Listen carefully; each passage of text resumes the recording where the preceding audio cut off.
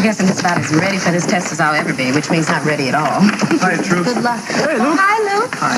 You just in time to say goodbye. Goodbye. Goodbye. Hey, look, we were just talking about how we're looking forward to going to Vegas. When are you going up? I'm going to fly over there in a little while to take a look at the club, I guess. Well, when is the opening date?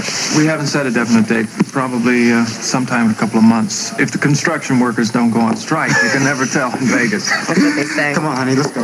Okay, talk to you later? Right. So long. Take it easy. Bye.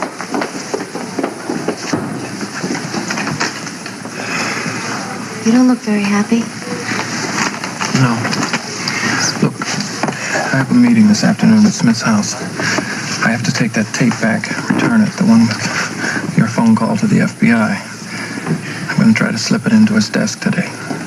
Will you hold a good thought for me? I'm sorry that you have to take that kind of chance. Thank you. Look, I've been giving this thing some thought, trying to find a way out of this mess. I may have come up with something. What? You're not going to like it, okay? I think you should go to Smith personally and tell him what you did. Oh, Luke, you can't be serious. No, I'm serious, Laura. I'm serious. You go to him, you tell him you tried to call the FBI. You decided that you were just being hysterical, and when the operator answered, you hung up. That's Laura, ridiculous. you tell him that you're sorry. Now look, the Baldwin's law firm is working for him. A man like your father-in-law would never take him on as a client without checking him up and down. They have checked him. They've come up with nothing. He has credibility, Laura. Look, no, You listen to me. You go to him, and you tell him you're sorry you ever doubted him. You tell him you apologize for ever thinking he could be connected with something dishonest. He won't believe me. Why would I ever make a confession like that? Tell him you feel guilty. Tell him it's too much on your conscience. Look, Oh, come now listen to me. Here he is. He's offered to give you an expense-paid vacation to Vegas, you and your husband. Now you tell him that you're sorry. It just might work. No, Luke, I can't. I could never do anything like that. You better do it. You damn well better do it. You want to stay alive, don't you? No, Luke. I'm not going to do it. I won't. Wonderful. It's wonderful you're willing to throw your life away and a couple others with it. Why? Why are you so eager to rub everybody out? You're only saying that to scare me. I'm sorry, Luke. I can't do what you're asking. I won't. You didn't answer my question. Why won't you listen? Because what you're asking me to do is wrong. Now, if you try to force me to do it, I'm going to go to Lee and Scotty, and I'm going to tell them the whole story, everything that I know. And what do you think you know exactly? I heard them talking, Luke. I know that they aren't legitimate businessmen. I mean, I may be inexperienced, but I'm not stupid. I know what I heard in your office that night. And you think that's all it takes? A couple of words from you and the whole criminal element in this town is just going to be wiped away, free for democracy? Oh, you're being very sarcastic, Luke. But if somebody doesn't do something, Then this is everything will be just fine. No, I'm going to tell Scotty and Lee what I heard. I'm going to tell them that I suspect Mr. Smith is involving them in criminal activities, and it could ruin all our lives. Now, Lee is a wonderful lawyer. A lot of people respect him, and he has a lot of influential friends. He will be able to do something, Luke. You'll see. Bigger men than him have tried, and they have failed. Well, even if they can't put a stop to everything that they're doing, at least he can see to it that I'm safe and I'm protected if I want to go and talk to the FBI about it. You live in a dream world half the time, fantasy girl. I can't believe that you would do anything this crazy. I don't happen to think it's crazy. I've been living in fear of my life, and I'm just not going to do it anymore, Luke. No underworld element can control other people's lives, no matter what you seem to think. I swear you must read the Hans Christian Andersen Chronicle every morning over breakfast. Will you wake up?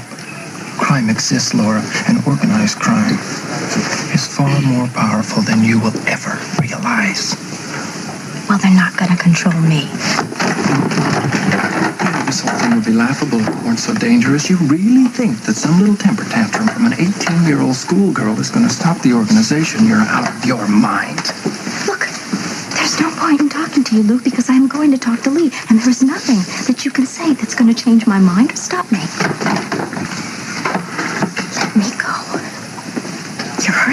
Luke. Laura, it's nothing to the way you can be hurt if you don't get some sense. You're not going to do this. You can't stop me, Luke.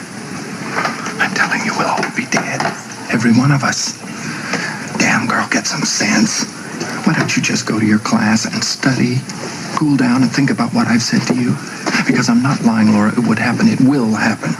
To you, to Scotty, and to his respected, influential father. All right. I'm going to class. And then after that, I'm going to talk to Lee, and then I'm heading straight for the FBI. Now, you may be afraid to do it, Luke, but I'm not. And there is nothing, absolutely nothing that you can say or do that's going to change my mind. Let go.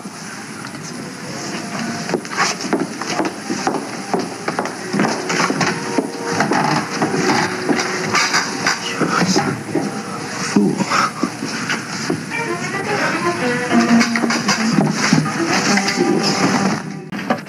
Something bad's happened. That much I can tell from looking at you. Yeah, it's Laura. I just left her at school. She says she's going to Lee Baldwin and tell him everything she knows. And then she's gone to the FBI. Ah, no. Yeah, well, somebody's got to stop her. Well, why don't you stop? I tried. Don't you think I tried? I used every argument there is. I told her it's next door to committing suicide. She won't listen. Where is she now? She said she was going to her next class, and then she was going to the Baldwin's office. Such a little fool. Does she think these people aren't going to try to hurt her? Does she think they're not going to try to hurt all? What does she expect to accomplish by going to the Bobby, just FBI? stop that. She's tired of living in fear. God, she's the baby of the world, isn't she? Well, we've got to do something. Well, I can go by Lee's office, but I don't know if that's going to do anything. Okay, Bobby, you can go now. Hi, Luke. Hello, Mrs. Brewer. Jesse, we had a family emergency come up. Do you think I could have an hour off? Well, of course, what's wrong? It's Aunt Ruby. Something happened. We promised we'd take care of it for her. Well, I'm sorry. Go ahead. I hope to get it straightened out. Thank you. I'm going to get my stuff and we'll go right now. Ah, another day, another dollar. Ruby, don't worry about a thing. We're going to take care of it right now. The emergency, it's all handled, darling. What emergency? Let me go with you. I'll tell you exactly what we're going to Jesse, do. I promise I will be back in an hour. I didn't know what was going on. I thought you suddenly lost your mind. Yeah, I'm sorry to have to do that to you. We were using you as an excuse when you walked in. Oh, me and my perfect timing. What's going on, anyway? Oh, Ruby, it's a real mess. Laura overheard a conversation I had in my office with Smith and Watson. She didn't hear much, but she heard enough to suspect the business wasn't legitimate. Terrific. Well, it's been bothering her, and now she wants to do something about it. The hell of it is, her life's in danger if she talks to anybody about it. Anybody? You mean like the cops? Look, right now, she says she's going to go see Scotty and Lee Baldwin. And if they give her any encouragement, she's going to the FBI. I don't have to tell you what that means, do I? Wish you wouldn't. So Bobby's trying to intercept her. He's trying to get there as fast as he can. What on earth can Bobby do about it? I don't know. Scare her, talk her into some sense, I hope. But I'm not counting on it. She was angry and determined to tell someone. Poor kid. Yeah. She's been living under a lot more pressure than anybody should have to, and most of it's my fault. I didn't mean Laura when I said poor kid. I meant you. You've been so hung up on her, and now to have this suddenly dumped on top of everything. Ruby, I tell you, I don't care if the whole house of cards falls in on me. I really don't. I just don't want anybody else to get hurt. And I especially don't want to go on ruining her life. It's funny, the bond that Laura feels for you. I wonder if she cares for you more than she possibly knows. No. No, I used to want to believe that. I don't anymore. It's a mess. Yeah. I'm afraid it's all over, Rube. I don't think she can be stopped. I think she's going to talk. And if she does, maybe it's better that way. I don't understand. You said that would endanger her life if she did. Yeah, it could. But maybe the Baldwins can protect her. I don't know. Maybe they can find a way out for her. It's a happy coincidence running into each other like this. I was waiting for Jennifer to come out of class. We'd arranged to meet here and go to lunch together. That sounds nice. Why don't you join us for lunch? We'd be delighted if you would. Oh, thank you, but I'm afraid I can't. No? I'm meeting my husband for lunch today. Well, we can make it a foursome. Now, Laura, I'm not going to take no for an answer. I'm accustomed to getting what I want. Mr. Smith, there's something that I have to say to you. What's that, my dear? Well, I'm kind of glad that I ran into you today because I've had something on my mind for a little while now, and I wasn't sure whether or not to go to you about it. You see, I did something kind of foolish recently. Oh? Mm-hmm. After I got locked in the closet that night in Luke's office, well, I got kind of worried because I thought that I overheard something that made it sound as though things weren't really on the up and up with Luke at the disco. And I guess I got pretty upset. And, well, I thought of calling the FBI. The FBI? Well.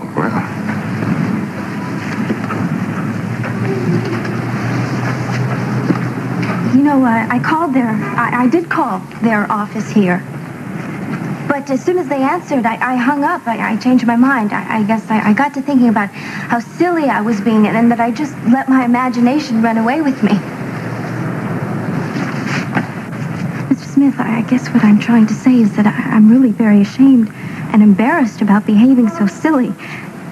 And I just hope that you can forgive me for thinking such thoughts. I mean, especially after you've been so generous about inviting Scotty and me to go with you to Las Vegas to open the new disco. Can you forgive me, Mr. Smith?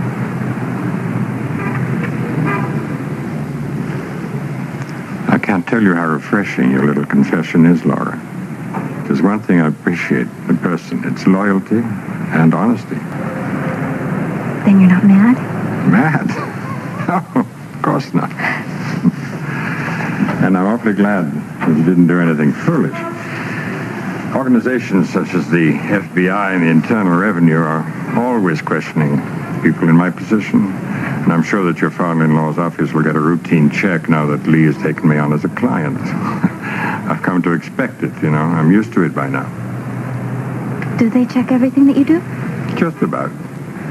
I have very little privacy in my business dealings. Money is like a searchlight. It focuses attention on us whether we want it or not. I guess that's true. I imagine Lee and your husband will be asked to keep a check on anything that's out of line in my operations. I don't resent that for one moment. I think Lee and Scotty have a civic duty, you might say a patriotic duty, to cooperate with government agents. Well, of course, they're never going to find anything out of line because there isn't anything to find. I'm very scrupulous about the way I run my business. Always have been. Well, I really feel badly about it now. Personally, I'm very grateful to you for your little confession, and I'm glad that you changed your mind at the last moment. A call to the FBI done in panic by a frightened young girl can touch off something more than a routine investigation. It can turn into a major thing that will be a great nuisance to all of us, and not to speak of waste of time and taxpayers' money. Thank you for reconsidering. I guess you must think I'm a terrible fool. No, not at all. Young people are always rushing off in all directions and righting imagined wrongs. It's called idealism, I suppose. We all grow out of it. At least, I hope we do. Well, you're being very nice about this. No, not at all. Don't give it another thought. Oh, look, here comes Jennifer now. Come to lunch, all three of us. And then you can call Scotty from the restaurant and ask him to join us. Will you do that? Sure, I guess so. Oh, good. Now, Laura, that's fine. And that will show that there's no hard feelings on either side. Jennifer!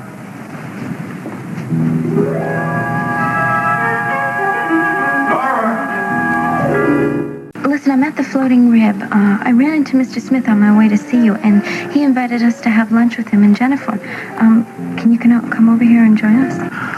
Hold on a second, okay?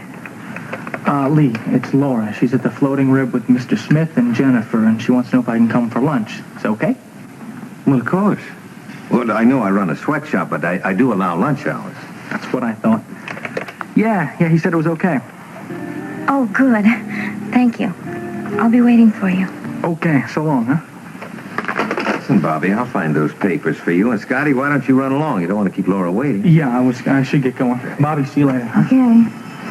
Hey, Scotty. Hey, yeah, what? Hi. Oh, yeah. Hello, Laura. Mr. Smith. Hello, Jennifer. Nice to see you again, Scotty. We were very happy when Laura told us you could join us. Well, I appreciate you asking me like this. It's not very often that I get to see Laura this way.